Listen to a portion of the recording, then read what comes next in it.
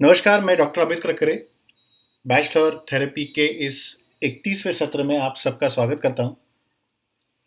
हमने आज तक 30 रेमेडीज़ देखे हैं और इस 30 रेमेडीज़ के बाद एक लास्ट ग्रुप अभी बाकी है, which is remedies for despondency and despair.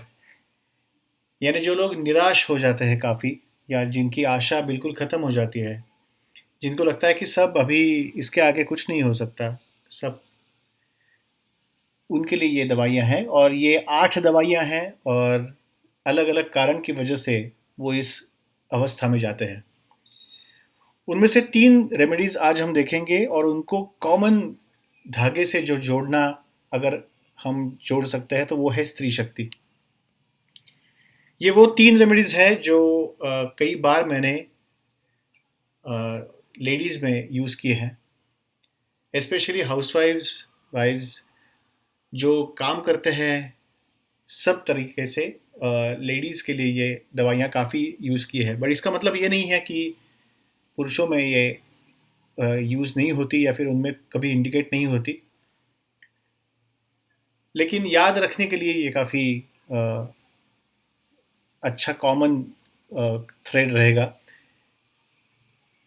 और आई थिंक अब तक जो बुक्स में ये रेमेडीज़ डिस्क्राइब किए हैं, वो न्यूट्रल तरीके से डिस्क्राइब किया है।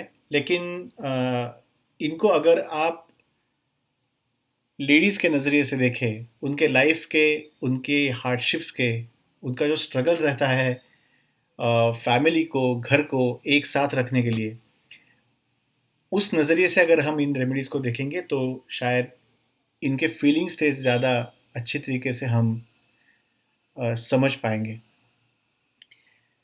ये एकमात्र ऐसा वीडियो है, मुझे लग रहा है कि मैंने मराठी में भी किया है, जो अभी शाम को मैंने अपलोड किया, और अभी हिंदी में भी कर रहा हूँ। लेकिन हर बार मुझे कुछ अलग कंटेंट सूझ रहा है। मराठी का वीडियो काफ़ी अलग था, ये हिंदी का थोड़ा सा अलग जा रहा है, ऐसे मेरी अ, अभी फीलिंग आ रही है मुझे।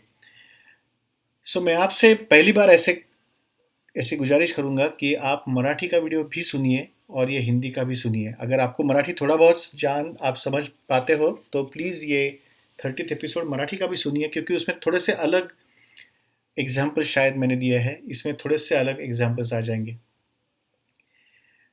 तो चले देखते हैं 3 रेमेडीज़ जो थोड़े से लेडीज़ के नज़रिए से, उनके लाइफ के पर्सपेक्टिव से, उनके लाइफ को किस थोड़े से और दूसरे तरीके से हम देखेंगे और जानेंगे इन रेमेडीज़ के फीलिंग स्टेट्स। लेकिन फिर भी अगेन आई विल रिपीट कि ये ऐसी बात नहीं है कि ये सिर्फ लेडीज़ के लिए ही ये रेमेडीज़ है, ये जेंट्स के लिए भी, पुरुषों को भी ये रेमेडीज़ उतनी ही, पुरुषों को, बच्चों को, और वैसे भी एग्जांपल्स कुछ मैं आपको अभी बता दूंगा। उसमें से पहली रेमेडी है एल्म। एल्म हमने पहले भी बात की थी और वो मेरे बारे में ही थी। सो पहला एग्जांपल ही मैं पुरुषों का दे रहा हूँ, या फिर जनरल न्यूट्रल एग्जांपल दे रहा हूँ। एल्म उसके लिए है जिसको लगता है कि रिस्पॉन्सिबिलिटी की वजह से ओवरवेलमिंग स्टेट आ गई है। मैंने एग्जांपल आपको बताया था पहले, इसके पहले कि मैं कुछ गाने के कार्यक्रम करता हूँ और हौश मैं शौकिया तौर पे, और उन गाने के कार्यक्रम से पहले, उन कॉन्सर्ट्स के पहले मुझे काफ़ी टेंशन रहता था। सो काफ़ी काफ़ी टेंशन एक 8 दिन पहले, 4 दिन पहले रहता था। मैंने मिमिलस लिया क्योंकि मुझे लगा शायद मुझे डर लग रहा है कि मैं गलत ना जाऊँ। उससे कुछ कुछ उससे कुछ काम नहीं हुआ। फिर मैंने लार्ज लिया, मुझे लगा कॉन्फिडेंस चाहिए, क्योंकि मुझे मालूम था कि कॉन्फिडेंस की इतनी बात नहीं है, बट फिर भी मैंने लार्ज लिया। फिर रेस्क्यू रेमेडी लिया, फिर कुछ होम्योपैथी की दवाइयाँ ली, लेकिन किसी से भी इतना असर नहीं हो रहा था। और फिर अचानक 2-4 साल बाद जब मैं ऐसे ही सोच रहा था कि क्यों मुझे टेंशन आता है, कि इसका कारण क्या है, पीछे का बेसिक कारण क्या है, तो फिर मैं जान पाया कि टेंशन इसका नहीं है कि मैं कुछ स्टेज पे जाके गलती करूं, वो तो मैं करता रहता हूं हर बार। टेंशन इस बात का भी नहीं था, डर इस बात का भी नहीं था कि लोग मुझे हंसेंगे अगर मैंने गलती की तो, या फिर लोग मुझे ठीक से एक्सेप्ट नहीं करेंगे। कुछ इसका कुछ टेंशन नहीं था मुझे, इस बात का टेंशन था, इस बात का ज़्यादा विचार था कि मैं जब 2 घंटे शो करता हूँ, मेरे बाकी के भी 10-15 मेंबर्स रहते हैं मेरे साथ, तो लोग वो 2 घंटे कुछ अच्छा सुनने को मिल जाए, कुछ अच्छा इंटरटेनमेंट हो जाए, कुछ अच्छा कार्यक्रम हो जाए, इसके लिए आते हैं। और अगर हमने कुछ गलतियाँ कर दी तो फिर एक 300 लोग अगर आते हैं तो हमने 2 घंटे के कार्यक्रम के अनुसार फिर 600 लोगों की 600 आवर्स की सत्यानाश कर दिया। तो मुझे लग रहा था कि इन 300 लोगों की एंटरटेनमेंट की रिस्पॉन्सिबिलिटी जिम्मेदारी मेरे ऊपर है और उसका टेंशन ज़्यादा आता था। मैंने जब एल्म लेना शुरू कर दिया तो बिल्कुल वो टेंशन चला गया और मैं मेरे कार्यक्रम मेरे शोज़ और अच्छे होने लगे। तो this is Elm. Elm is जिनको लगता है कि उनकी रिस्पॉन्सिबिलिटी है और इस रिस्पॉन्सिबिलिटी का काफ़ी बोझ उनके कंधों पे है। कई बार जो मैंने जो कहा अभी रिस्पॉन्सिबिलिटी का बोझ कंधों पे है, तो कई बार मैंने ये रेमेडी ऐसे लोगों में यूज़ की है जिनके शोल्डर में पेन था, कंधों में पेन था। सब एमआरआई वगैरह सब किया लेकिन कुछ नहीं निकला, फिर भी न जाने क्यों कंधों में पेन है। और फिर मैं एक क्वेश्चन उनको पूछता हूँ कि कुछ स्ट्रेस है आपको, general question, I don't say anything about responsibility. और फिर वो जो स्ट्रेस बताते हैं उसमें हमेशा रिस्पॉन्सिबिलिटी की बात कई बार मोस्ट ऑफ द टाइम्स वो आ जाती है उभर के। और एल्म दे दे तो वो कंधों का दर्द चला जाता है। हम जो बोलते हैं ना उसने पूरी उसकी जिम्मेदारी उसने अपने कंधों पे लेकी है, तो कंधे दर्द करते हैं इन लोगों के, अगर काफ़ी कर सकते हैं, नॉट हर हर टाइम कंधे दर्द करेंगे, लेकिन this is the physical representation responsibility का। तो इनको लगता है कि रिस्पॉन्सिबिलिटी उन पर काफ़ी है और सबकी जिम्मेदारी है। टिपिकली लोगों को ऑफिस की जिम्मेदारी रहती है, घर की रहती है, अलाना फलाना सोसाइटी की रहती है। ये जो लेडीज़ है ना, जो घर पे रहती है या फिर जो काम भी करती है और घर भी देखती है, उनको सब जगह की रिस्पॉन्सिबिलिटी उनको लग सकती है कि ये सब हमारी रिस्पॉन्सिबिलिटी है। ये लोग वो है जो ऑफिस में भी उतने ही सीरियसली काम करते हैं और घर में भी उतने ही सीरियसली उनको लगता है कि उनका ही काम है। कोई अगर ये वर्किंग लेडीज़ अभी काफ़ी है जो आईटीज़ में आईटी कंपनीज़ में काम करती है, हॉस्पिटल्स में काम करती है, या फिर और कहीं कहीं कई ऑफिसेस में वो काम करती है। वो टीचर्स है, वो लॉयर्स है, वहाँ पे भी वो काफ़ी जिम्मेदारी से काम करती है, लेकिन उनको लगता है उतनी ही जिम्मेदारी मेरी घर की भी है। मैं अगर मेरी बात करूँ, एक पुरुष हूँ मैं, मेरी जिम्मेदारी मुझे लगता है मेरा जो क्लिनिक है वहीं पे मैं ज़्यादा जिम्मेदारी रखता हूँ, घर पे as a parent, as a family member. लेकिन घर की अदरवाइज जो रहता है कि कोई मेड सर्वेंट नहीं आई आई क्या, कुछ साफ सफाई हुआ नहीं हुआ, ये सब मैं नहीं इतना बारीक तरीके से देखता हूँ और ये मेरी वाइफ देखती है। वो उतनी ही सीरियसली देखती है जितनी वो उसकी अपनी हॉस्पिटल की ड्यूटी देखती है। तो मेरा मतलब ये है कि इसलिए मैंने कहा ना कि ये लेडीज़ के लिए उनके नज़रिए से अगर देखें तो इनको ज़्यादा आपको पता चल जाएगा। कुछ घर की चीज़ें मैं वेव ऑफ कर सकता हूँ कि क्योंकि मैं ठीक से क्लीनिंग कर रहा हूँ, बाकी मैं सब फाइनेंशियल ये सब कर रहा हूँ, तो थोड़ा सा ये बहुत नहीं किया तो भी चलेगा। वो ऐसा नहीं करती, वो फाइनेंशियल भी देखती है तो भी वो घर का भी उतना ही देखती है। दे डोंट से कि ऐसे वो नहीं कहती है कि ये मैंने अगर देख लिया तो मैं घर का नहीं देखूंगी। ये कोई भी हाउसवाइफ, कोई भी लेडीज़ नहीं बोलती है। ये है जिम्मेदारी। और ये जिम्मेदारी अगर ज़्यादा हो गई, ये तो पॉजिटिव है ऑब्वियसली, इसीलिए तो दुनिया चल रही है उनकी वजह से। लेकिन अगर ये ज़्यादा हो गई, उन्होंने अगर किसी चीज़ की जिम्मेदारी ज़्यादा ले ली, तो फिर वो एल्म उनको देने की ज़रूरत पड़ती है। सो ये दो इसमें चीज़ें हैं। एक तो कोई भी जिम्मेदारी अगर ज़रूरत से ज़्यादा आपको महसूस हो, जैसे 1 किलो जिम्मेदारी है लेकिन आपको वो 10 किलो लगे, तो भी इल्म की ज़रूरत पड़ती है। या फिर कई बार लोगों में अचानक कुछ बड़ी जिम्मेदारी उनके कंधों पे आ जाती है। 2 साल पहले जो कोविड आया था उसके उस वक्त काफ़ी लोगों ने अपने पेरेंट्स गवा दिए। सो 10-12 साल के, 15 साल के, 18 साल के, 20 साल के बच्चे थे जिनके दोनों पेरेंट्स गुजर गए या फिर एक फादर गुजर गए, तो बिल्कुल सोर्स ऑफ इनकम बंद हो गया। तो उनके कंधों पे पूरा रिस्पॉन्सिबिलिटी अचानक से आ गई, जिनकी उन्होंने कुछ एक्सपेक्टेड नहीं था। उनको अचानक से सडनली एक अचानक से जिम्मेदारी आ गई कि उसकी वजह से अगर कुछ तकलीफ़ें उनको होती है तो भी एल्म की ज़रूरत या फिर एल्म यूज़फुल हो सकता है।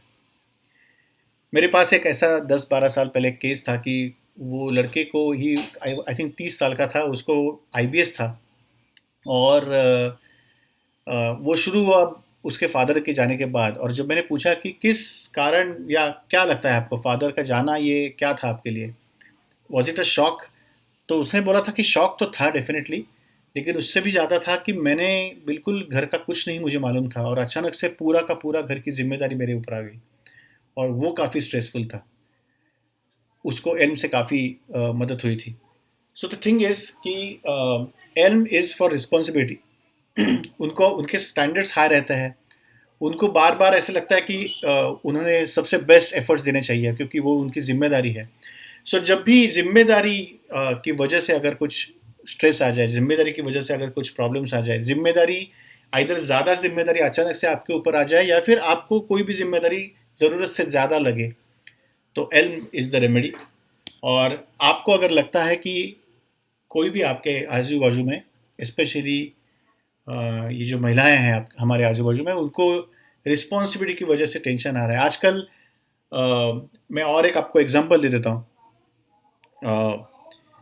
लोग आईटी कंपनीज में कपल्स रहते हैं, उनको जॉब अच्छा रहता है, पगार अच्छा रहता है, उनके पास अपना घर रहता है, तो सब सेटल रहता है। फिर भी शादी के 4-5 साल बाद लोग पूछते हैं कि आप फैमिली क्यों नहीं कर रहे प्लान? तो वो बोलते हैं कि क्योंकि सब है आपके पास, जो यूजुअली लोगों को चाहिए रहता है। तो बोलते हैं नहीं नहीं हमें लगता है कि बीइंग पेरेंट्स ये काफ़ी बड़ी जिम्मेदारी है और हम अभी उसके लिए तैयार नहीं हैं। जिनको ये लगता है कि एज अ वो पेरेंट होने के लिए अभी भी उनकी वो इतनी बड़ी जिम्मेदारी है तो उसके लिए वो तैयार नहीं है और इसके लिए वो अगर वो थोड़ा सा डिले कर रहे हैं बच्चे के लिए, तो बिल्कुल एल्म उनको दे दीजिए तो उनको मालूम पड़ जाएगा कि ये जिम्मेदारी बाद में अपने आप नेचर और सिचुएशंस आपको सिखाते हैं। तो आपको ऐसे किसी न किसी के साथ नहीं हुआ है कि बिल्कुल वो पहले पेरेंट बन गया था और फिर एक्चुअल पेरेंट बन गया, या फिर पहले पेरेंट का सब मालूम था मैनुअल और बाद में उनको बच्चा हो गया। बच्चे होने के बाद ही पेरेंट्स कैसे बनते हैं ये बाद में बच्चे ही आपको सिखाते हैं। बच्चा ही आपको पेरेंट बनाता है। आप पहले पेरेंट नहीं बन सकते बच्चे से पहले। बच्चा आपको पेरेंट बनाएगा। लेकिन अगर वो ज़िम्मेदारी की वजह से आप टाल रहे हैं, तो इल्म ले लीजिए, सब ठीक हो जाएगा। दूसरी रेमेडी है ओक। ओक उन लोगों के लिए है जो सब चीज़ों में कमिटमेंट देखता है, ड्यूटी देखता है और उसका उनको उनके ऊपर बर्डन आ जाता है। वो जो वांटेड वाला सलमान खान वाला डायलॉग है ना, मैं अगर किसी को कमिटमेंट मैंने दे दी तो मैं खुद की भी नहीं सुनता, ये वो लोग हैं। ये वो लोग हैं जो जिनको लगता है कि एल्म को लग रहा था ये उनकी जिम्मेदारी है, इनको लगता है कि ये इनका कर्तव्य है और उस कर्तव्य के लिए, उस काम के लिए जो उन्होंने लिया है, ये दिन रात एक कर देते हैं और इतना काम करते हैं कि बिल्कुल रेस्ट लेने के लिए उनके मन में विचार भी नहीं आता कि रेस्ट ले ले। जब तक वो काम पूरा ना हो जाए तब तक ये बिल्कुल नहीं रुकते। कई बार आपने देखा रहेगा कोई प्रोजेक्ट मैनेजर रहता है या फिर प्रोजेक्ट पे काम करता हुआ कोई रहता है, कोई थीसिस लिख रहा है, कोई क्लिनिकल ट्रायल कर रहा है, कोई रिसर्च कर रहा है, तो वो इतना काम करते बैठते हैं कि लोग बोलते हैं अरे इतना अगर आप पढ़ोगे, या फिर 10th और 12th स्टैंडर्ड के लोग जो काफ़ी स्टडीज़ करते हैं, उनको अगर आप बोलोगे कि अरे यार कितना पढ़ाई कर रहे हो तो थक जाओगे, थोड़ा सा रेस्ट ले लो, थोड़ा सा एक 4 घंटा तो सो जाओ। आप जब भी देखो आप पढ़ाई करते रहते हो, जब भी देखो काम करते रहते हो। आप सुबह 5 बजे बैठते हो तो रात को 10-12 बजे तक आप काम करते रहते हो, इतना क्या है काम ये? तो प्राइम मिनिस्टर भी थोड़ा बहुत नींद ले लेते हैं, आप तो क्या प्रोजेक्ट है आपका कुछ कंपनी का। लेकिन इनको लगता है कि नहीं नहीं नहीं नहीं, ये मेरी पूरा ये मेरा कर्तव्य है और मेरी ये कमिटमेंट मैंने ले ली है, तो ये बिल्कुल नहीं रुकते। और ये रेमेडी उनको रुकने के लिए हेल्प करती है। क्यों रुकना है? क्योंकि मेडिकली भी ऐसे ये प्रूव हुआ है कि अगर आप ज़्यादा काम कर रहे हो तो ब्रेन आपका थक जाएगा, ब्रेन फैग में चले जाएंगे, आपको बिल्कुल वो शट डाउन हो जाएगा। उससे अच्छा है थोड़ा सा रेस्ट ले। आप थोड़ा सा रेस्ट की वजह से आपको कई बार कुछ अच्छे विचार या फिर अच्छा पर्सपेक्टिव भी, अलग पर्सपेक्टिव मिल सकता है जो आपके काम में आपको ज़्यादा मददगार हो सकता है। तो अगर ये रेस्ट नहीं लिया तो देर इज़ अ पॉसिबिलिटी कि ये लोग डिस्पोंडेंसी या डिस्पेयर में चले जाएंगे। रेस्ट नहीं लिया तो क्योंकि ये काफ़ी ओवरवर्क करते हैं, ये वॉर्न आउट हो जाते हैं, ये एग्जॉस्ट हो जाते हैं और उनको लगता है कि ऐसे कैसे मैं एग्जॉस्ट हो सकता हूँ। मुझे तो और मेरा काम पूरा होने तक मुझे रेस्ट मुझे बिल्कुल मैं मुझे रुकना नहीं चाहिए। लेकिन बॉडी है वो उनको बोलती है कि नहीं नहीं तुम अभी शट डाउन करेंगे हम, अगर तुमने नहीं किया तो हम शट डाउन कर देंगे, कंट्रोल आर डिलीट एकदम। तो ये उनका फ्रस्ट्रेशन, डेस्परेशन, डिस्पेयर, डिस्पोंडेंसी इसकी वजह से है, क्योंकि वो ओवरवर्क करते हैं और कई बार ये ओवरवर्क लोगों से एक्नोलेज में नहीं हो पाता। जब मैं बोलता हूँ कि कोई काफ़ी काम करता है और वो उसको एक्नोलेजमेंट में नहीं मिलता, तो फिर से हमारे घर के लेडीज़ हमें याद आते हैं। वो हर बार काम करते रहते हैं और जितना उनको एक्नॉलेजमेंट मिलना चाहिए, जिनको उनको अप्रिसिएशन मिलना चाहिए, उतनी अप्रिसिएशन नहीं मिलती। मैं क्लिनिक पे पूछता हूँ लोगों को कि आप क्या काम करते हो? जो लेडीज़ हाउसवाइफ है, वो काफ़ी लो टोन में बोलते हैं कि हम हाउसवाइफ है। और मुझे हमेशा ये लगता है कि वो क्यों ऐसे कहते हैं लो टोन में, कि क्या हाउसवाइफ एक प्रोफेशन नहीं है? In fact that's a 24 hours 365 days a year और थैंकलेस जॉब है वो। In fact that's the best profession that we have. उनकी वजह से सब जिंदगी चल रही है, लेकिन उनको और दूसरों लोगों को भी इसकी फनक भी नहीं है। फनक ही बोलते हैं ना उसको, फनक भी नहीं है उनको। तो मुझे लगता है कि इसको अगर हमने सोच लिया तो फिर उनको हम ओक दे सकते हैं और उनको एक अपॉर्चुनिटी भी दे सकते हैं कि थोड़ा सा आप वीकेंड को थोड़ा सा हम बाहर से मंगवाएंगे स्विगी बिगी से और आप थोड़ा सा रेस्ट ले लो। लेकिन ये लोग कई बार रहते हैं ये जो नेगेटिव ओक वाले, जो अनड्यू होपफुल रहते हैं, जिनको रेस्ट नहीं अच्छा लगता है, वो बोलते हैं नहीं नहीं नहीं नहीं बाहर से नहीं मंगवाएंगे, वो फालतू में खर्चा हो जाएगा, ये घर पे भी मैं बना सकती हूँ पिज़्ज़ा। ये वो ओक लोग हैं कि जो जिनको अगर आपने रेस्ट करने के लिए बोला तो भी ये रेस्ट नहीं करते। तो उनको ओक दे दीजिए, उनको पता चलेगा कि उनको रेस्ट करना है। सो आपके घर के जो जो लेडीज़ आपको लगते हैं या जो जो लोग आपको लगता है कि जो जिनको रेस्ट की ज़रूरत है, जिनको थोड़े से रुकने की ज़रूरत है ज़िंदगी में, ताकि वो और अच्छा काम कर सके, उनको ओक दे दीजिए।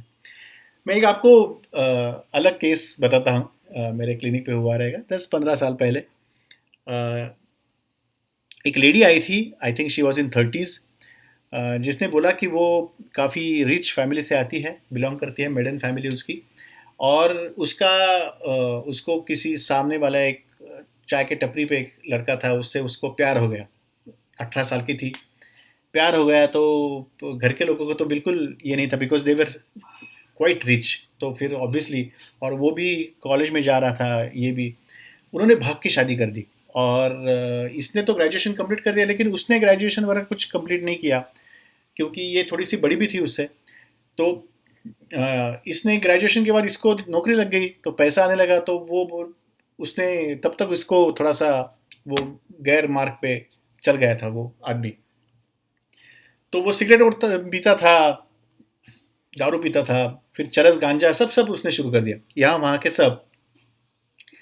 जो जो भी आप सोच सकते हो वो सब वो कर रहा था। वो घर पे आके इसको पीटता था, उनको बच्चा भी था एक 5 साल का जब वो मेरे क्लिनिक पे आ गई थी। तो वो बच्चे को भी मारता था, इसको भी मारता था। वो उसको पुलिस का कंप्लेंट हो गया था, उसने चोरी भी की थी, 2-4 बार पुलिस केस हुआ था, फिर इसने बेल आउट कर दिया था।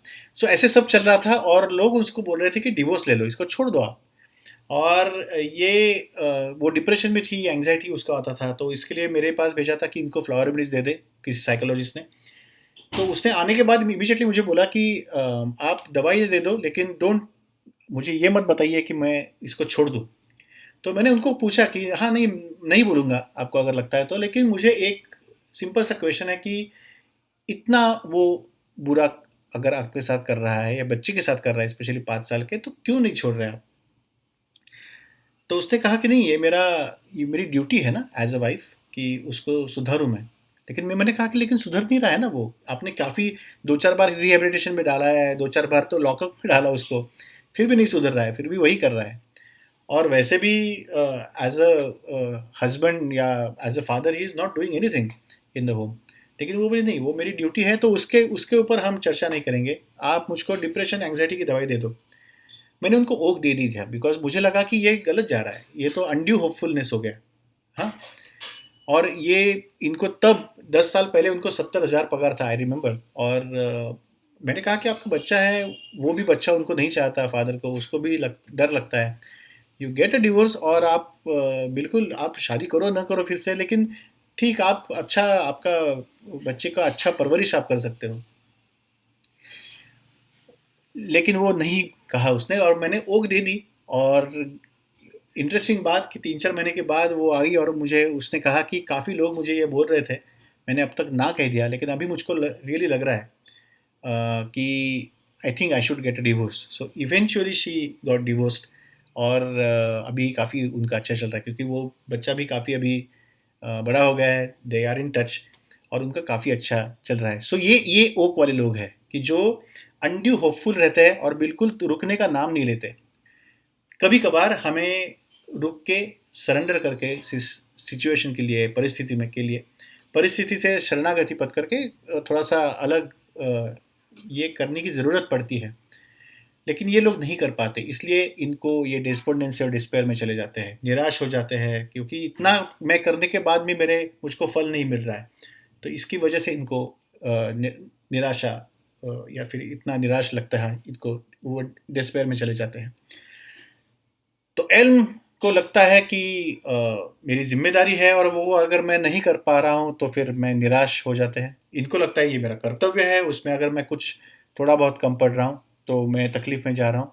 और तीसरे लोग हैं हमारे, तीसरी लेडीज़, घर की जो मदर्स है, जिनको लगता है कि सबकी ये सब जो जिम्मेदारी है, कर्तव्य है, ये सब है, ये सब मेरा ही है, और अगर कहीं से भी यहाँ यहाँ वहाँ कुछ भी गलत हो जाए तो उसकी जिम्मेदार मैं हूँ। ये अलग है।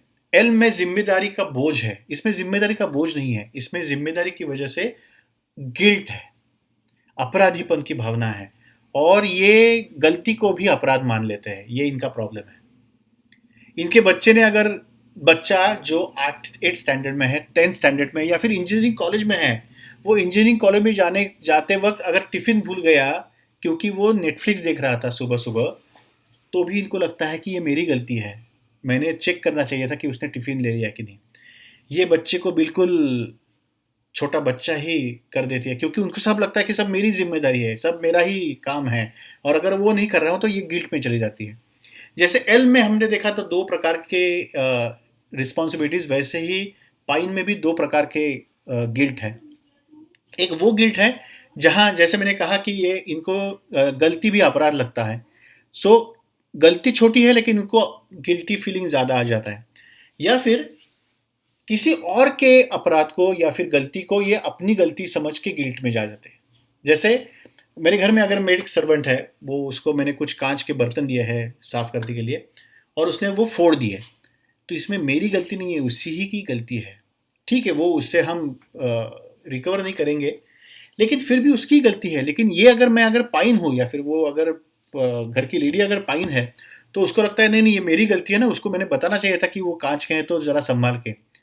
अरे वो भी 30-35 साल की है मेड सर्वेंट, उसको मालूम है कांच के हैं गिर जाएंगे, कि छोटा बच्चा जानता है कि कांच के बर्तन या फिर कांच का सामान डेलिकेट रहता है। लेकिन ये वो लोग हैं, इनको तो मैं हमेशा मजाक में कह देता हूँ कि अगर दिल्ली में किसी का एक्सीडेंट हो जाए तो ये पूना में गिल्टी फील करते हैं कि अरे यार मैंने उसको बताता। मैं बच्चा रहता है दिल्ली में, बच्चा रहता है यूएस में, वहाँ पे वो गाड़ी रैश चलाता है, वहाँ पे उसका एक्सीडेंट हो जाता है, उनको लगता है मैंने एक्चुअली उसको फ़ोन किया था, तब बताना चाहिए था कि गाड़ी ज़रा ठीक से चलाओ, वो मैंने नहीं बताया इसलिए उसका एक्सीडेंट हो गया। ये वो लोग हैं पाइन वाले। सो अनड्यू या फिर डिसप्रोपोर्शनेट गिल्ट इनको आ जाती है, और वो दूसरों के पापों को भी अपना ही पाप समझ लेते हैं। ये वो लोग हैं जिनको आप कितना भी अच्छा करो, वो कितना भी अच्छा दे दे, लेकिन उसमें थोड़ा बहुत खोट तो उनको दिख जाती है, और उसी पे वो गिल्टी ये कर देते हैं। जैसे सब लोग बोलते हैं कि अरे आपके घर में आपने खाने के लिए बोला था, अच्छा काफ़ी अच्छा खाना बनाया था आपने, बिल्कुल वो एकदम ये हो गया, और वो आइसक्रीम काफ़ी अच्छा था। लोग बोलते हैं हाँ लेकिन वो एक्चुअली एक ही फ्लेवर हमने लाया ना, एक्चुअली 2 फ्लेवर्स लाने चाहिए, क्योंकि कुछ कुछ लोगों को वैनिला अच्छा नहीं लगता, तो एक्चुअली 2-3 फ्लेवर्स लाने चाहिए थे, एक्चुअली वो थोड़ा सा रह गया, नेक्स्ट टाइम मैं करूँगी। वो ये पाइन है, सब अच्छा हुआ है, आइसक्रीम भी रखा था लेकिन वो एक ही फ्लेवर का रखा था, इसलिए इनको गिल्ट आ गया। तो नेक्स्ट टाइम ये कोई किसी ने अगर दूसरे दिन बोला कि कैसे हो गया इवेंट आपका, अच्छा हो गया, सब लोग अच्छा लगा, बोले हाँ हाँ सबको अच्छा लगा, लेकिन अरे यार एक ही आइसक्रीम लाया था ना, एक्चुअली 2-3 आइसक्रीम, वो कुछ याद ही नहीं रहा मुझको। ये उसी पे अटके रहेंगे कि क्या गलत गया।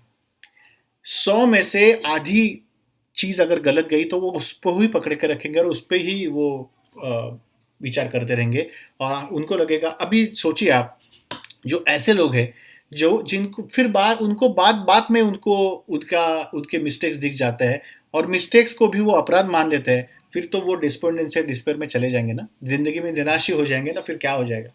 आप हर एक चीज़ को अगर अपनी ही मिस्टेक अगर मान लो तो जिंदगी तो आपकी हो गई ना, क्या बोले उसको, आप तो डिप्रेशन में चले जाएगा ना। फिर सबको अगर आपकी गलती लग रही है जिंदगी पूरा, अभी बारिश हो गई वो भी मेरी गलती है, बारिश नहीं हुई तो भी मेरी गलती है, अगर ये सब की गलती अगर आपको ही लगती है तो फिर आपकी ज़िंदगी तो डिस्पोंडेंसी और डिस्पेयर में चली जाएगी। तो ये 3 लोग हैं जो आज हमने देखे और मुझे लगता है कि ये तीनों लेडीज़ में स्पेशली मदर्स में काफ़ी दिख जाता है, क्योंकि वो ऐसे ही बिल्कुल टायरलेसली उनकी ज़िम्मेदारी समझ के, कर्तव्य समझ के, ड्यूटी समझ के काम करती रहती है। बच्चे के अपराध भी वो अपने ऊपर ले लेती है। और ये अगर ये 3 रेमेडीज़ अगर हम अच्छी तरीके से यूज़ करें और उनको ज़रूरत पे, ज़रूरत पड़ने पे या फिर ज़रूरत दिखने पे आपको उनको अगर दे दें हम, तो इसका काफ़ी यूज़ हो जाएगा और अपने घर के जो लेडीज़ है, आपके आपकी माँ है, आपकी वाइफ़ है, आपकी बहन है, ग्रैंड मदर है, उनकी लाइफ़ अगर आप इन 3 रेमेडीज़ की वजह से अगर आप अच्छी कर पाओगे, तो शायद मुझे लगता है बैच फ्लावर थेरेपी से हमने काफ़ी कुछ पा लिया।